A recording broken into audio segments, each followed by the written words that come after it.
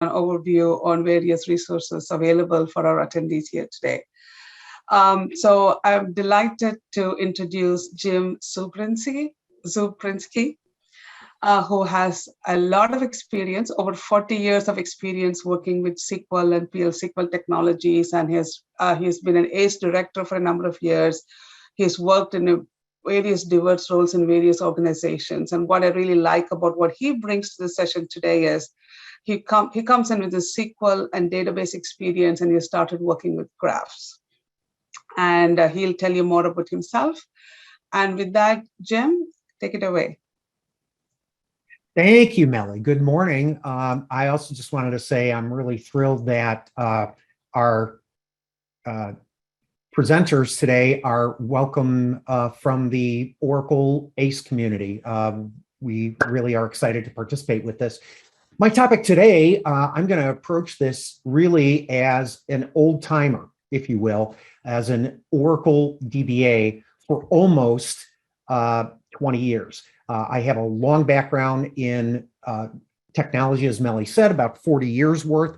And one of the interesting parts of my career was that I wrote my first SQL statement in 1985 against the DB2 database. Don't hold that against me, okay? I spend a lot of my time these days presenting and doing technology advocacy. I'm a better DBA than I am an athlete here. These are actual pictures from my attempts at being an athlete over the past 2 or 3 years. Co-authored a few books. As I mentioned, an Oracle ACE director. I'm an OCP as a DBA for the past several years now. You can follow me at Twitter. I usually have some interesting insights. I actually had something interesting about, of all things, not Splunk, what we were just talking about, Slack, right? Feel free to email me with questions in case you have a more detailed question at Jim the Y Guy, Jim at Jim the Y Guy. But today I want to come from the perspective of old school DBAs or old school Oracle developers, right? What is property graph all about? To kind of do a Dr. Sheldon Cooper thing here, what is property graphs? Well, you know, if you're a traditional Oracle DBA or SQL developer, whatever it might be, we've been using SQL for a long time to look for relationships between data. We have bank accounts here in this example that obviously contain transactions, transfers between accounts, and so forth. We have owners that own accounts, and SQL is a great way of looking for data that's in common or not in common, right? With a not exist subquery, for example. It's great at that. You know what it stinks at? Doing things like this. I have a bank here, let's say in the United States, and I want to see if that bank account owned by someone here in the United States has ever received transactions from another bank, from another bank, from another bank, maybe somewhere else, maybe in Poland or Czechoslovakia or Russia, because I'm looking for patterns of corruption. And that's what I'm going to focus on today in this actual example. So here you go. Pretend that you're an expert or not an expert at money laundering. Quickly now, these are data that someone gave you in an Excel spreadsheet. Prove to me or disprove to me that money laundering has occurred. Because it's not easy to discover these kinds of things unless you're an expert or unless you know how to use a graph database. And that's what I'm going to focus on here real quickly. Imagine that these are 4 separate tables: owners, accounts, bank accounts, transfers, and types of transfers that are actually happening. And what I can do in a matter of minutes, going into my autonomous transaction processing environment, yes, that's where I actually am, and build a model of data that's inside my database. Now, property graphs and graph databases work differently than traditional RDBMS databases, and that's what's wonderful about them. So here, I'm going to create a new model, and what I'm going to do is go into an account, I should say a schema called AGD fraud, autonomous graph database fraud, right? And pick 2 tables, accounts and transfers. Now, in typical parlance, right, these two tables, entities, if you will, contain data. But from the perspective of graph database, Oracle can quickly identify them as either a vertex plural, vertices, or if you'd rather use a different term, node, or an edge. Or if you'd use a different term for edge, a link. Imagine nodes and links. How does it know to do this? Well, what's really cool about it is that you'll notice that in the accounts table, which it's considered a vertex, I've got an account ID, and there's a foreign key relationship to the source account and target account IDs in the transfers table. So it goes, oh, okay, that's an edge. The transfer table becomes an edge table, and the accounts table becomes a vertex or a node. Because again, the transfers have the links for the different accounts. So just remember, vertex equal node, edge equal link. That's another way to think about it, right? The really cool thing about this is that Oracle's able to build out this model in a matter of seconds. These are actual screenshots, right? I could demo this for you as well, but I'm going to show you one other thing here in my environment.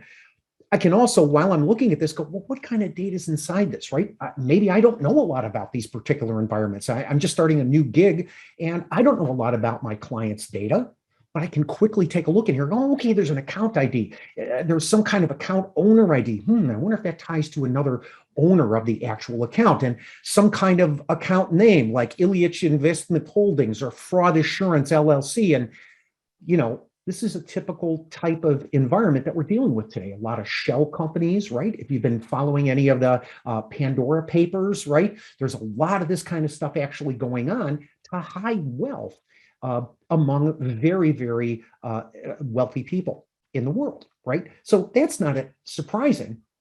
But look at what I did here. I just said, dear Oracle graph, please create a model and a corresponding graph.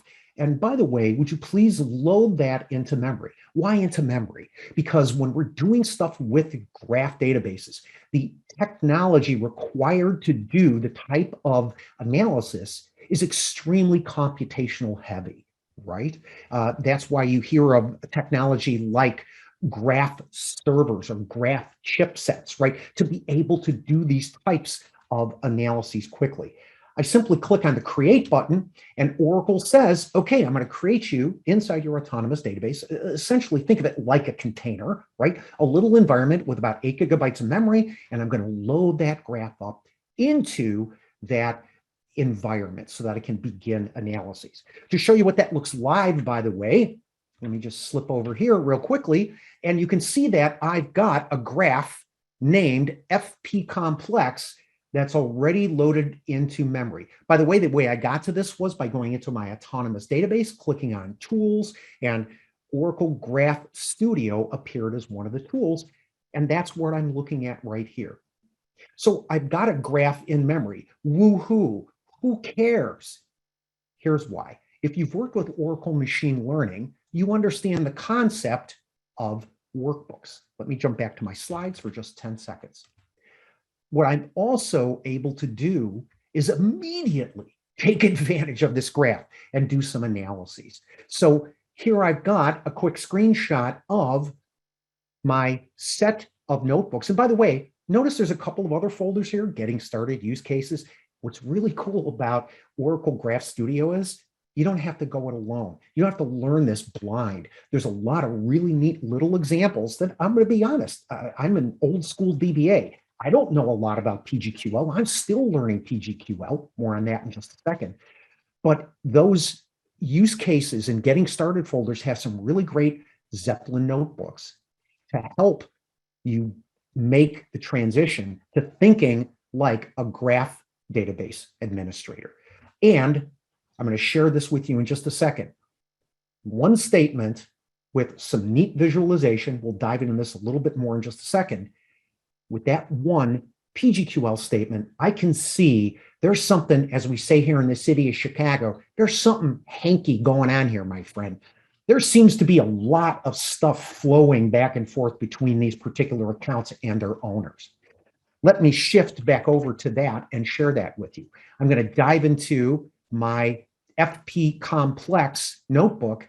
And the first thing to notice is that, that sure looks like a SQL statement here. Select, blah, blah, blah, blah, blah, from match on what in the name of everything that's holy is this? My friends, this is PGQL, Property Graph Query Language. And I'm able to essentially run a report, but it's not just that. I've also got some functions. For example, two of them, out degree and in degree. And I've used those to basically count how many times transfers have happened from one bank account identified by a particular account ID, and here's their name right here, how many transfers have actually happened. You can see the transfers are basically going in and going out at about the same frequency, and some of them are essentially transfer in heavy, some of them are transfer out heavy. So something's going on between this subset of accounts. So if I go to the next phase, I can also, not tabularly, but graphically take a look at some things. So here's another little graph here that I want to share with you. Here's that same statement that I shared with you in my slide deck. And by the way, I can do some pretty cool stuff with this. I can move this around here. I can play with the graphs in several different ways. Whoops, there we go. I lost my mouse for some reason. But what I can actually do inside here, oh, this is strange. There we go. My mouse is back. Is I can see the different account owner names, and I can see, there's transactions going back and forth here quite a bit. This is still kind of cloudy, though. I can see a lot of stuff moving around. Maybe if I filtered out some of the accounts, let's say I do some additional investigation. Maybe I talk with my subject matter expert to say, which accounts should I kind of exclude here? So we figure that out, and we refine our model a little bit. And I'll just share with you, by the way, the code here behind it. Just give me 10 seconds here. And actually, I'll just roll back into here. What I can actually do, it's pretty cool, is right now, these circles with numbers in them represent the number of transactions that are happening. And that's one of the cool things about property graphs, right? And being able to graph this way. When we talk about vertices and edges, one of the things that occurs to me, if you remember your high school geometry, or if you're really smart, maybe grade school geometry. I went to a Catholic school, so we were covering a lot of the stuff in grade school many years ago, last century. The idea of a vector, right? And remember, a vector has a starting point, an ending point, and a numerical rating and a direction. And you'll notice there are arrows here going back and forth. Here's something that's really cool. I can simply, by changing the visualization and not keeping similar edges, and if I expand this just a little bit to share this with you, you can see, by the way, these little written tags are the types of transactions. And by the way, see there's some here that are marked REP and some marked RES. You know what that means? Real estate purchase and real estate sale. Yeah, so there's some stuff going on here. And more interestingly, I'm going to revert back to my original view. That makes it a little more simply. Let's take a look at this. Vladimir Ivanovich here, by the way, that's a typical name for a well-to-do Russian, by the way, if you remember that from the 1960s, sent a bunch of stuff, looks like one single transaction, to Jakub Wojciechowski, who lives in Poland, by the way, who sent some things over to Fraud Assurance, which, by the way, happens to be in the US, who sent more stuff to another account from Fraud Assurance. And Fraud Assurance here sent some stuff to some guy named Judy Ruliani here, by the way, who happens to live in the United States. And Judy Ruliani's two accounts sent some stuff over here to Roman Ceausescu, who sent back two transactions to Vladimir Ivanovich. Now, this is classic money laundering types of activity, where one person who owns a shell account or accounts sends money to another shell account who sends it to someone else, and eventually it gets returned to someone that actually owns it. I did this with one PGQL statement, essentially the same one with just a where clause added to it to filter out some of these accounts. Finally, I already mentioned all of this and showed you this. We're just getting started. This is the scratch on the scratch of the surface, friends, because you can hit property graph tool sets with, and my colleagues are going to talk about this, Java, Python, SQL CL, even PL SQL. Plus, there are 60 plus graph algorithms that I haven't even used here that you can use to walk paths between the graph nodes, look through the linkages. You can identify shortest paths. You can look at clusters of nodes, of vertices. And finally, you can even use the Graph Client API to build a custom application that you can then serve up, essentially with an API, really almost a REST API, to whoever wants to look at these kinds of data. That's my presentation. I have time for some questions, but I see there's one question in the Q&A. In the meantime, I'm going to hand this back to Melly. Thanks for listening. Thank you very much, Jim. That was really insightful about how you kind of talked about how you came from the database world and how for particular types of operations, like as you illustrated, chasing down links of indeterminate length or variable length. Right. That's when graphs really shine. So one question I had was, so based on your vast experience working with databases, can you just think of one or two other use cases that would be interesting here for using those graphs? Yeah, actually, I'm hoping to take this presentation and build it out a much larger. One of the ones that fascinates me is things like the legitimacy of Twitter posts, right? There was a great article in the New York Times about 2 months ago that talked about, so here are the 12 key people, 12 key social media accounts that are responsible for this type of information that's being spread about COVID-19. And they isolated it down to 12 particular nodes. So, I mean, for me, I find that fascinating, right? Another example might be to look at my own social media posts and see how many of them are being retweeted or responded to and who I'm responding to. So for social network type of things, I find that another fascinating way. And I want to also, I'm not going to have time to cover it, but I want to look at the geographic aspect of this as well, right? I do a lot of work these days with Apex, Application Express, with mapping things. And I'd love to play more with the geographic aspect of this to be able to look at how I could use graph databases, especially in GIS systems. Does that make sense? Yeah, that makes perfect sense. And we're going to get a little taste of that in the last session with Albert's session, where he talks about how a graph can meet a map. Exactly. Yeah. So thank you very much, Jim. Go ahead. You're welcome. Well, I was just going to say one more thing. It's just, in case you weren't aware, Jim's second name, Czuprynski, means something like messy hair in English. Yes. And so he was born on the same day that Sputnik 2 was launched. It's the one where the dog died on board. Yes. So as a result, it turns out he's never had a pet dog. So and that's true. Interesting facts about Uncle Jim. His hair didn't look messy at all to me, Jim. So don't take that to heart. His hair didn't look messy at all to me. Well, thanks for letting me present. This was a lot of fun.